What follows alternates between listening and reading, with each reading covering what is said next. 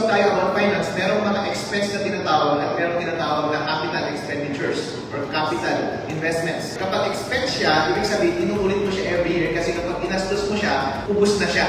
Hindi mo na siya makikita pa next year.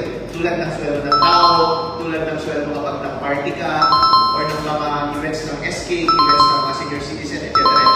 Pero yung mga capital outlay or capital investment or capital expenditure, yun yung mga pwede mo pang makita sa mga susunod na taon at hindi mo kailangan gastusin parati.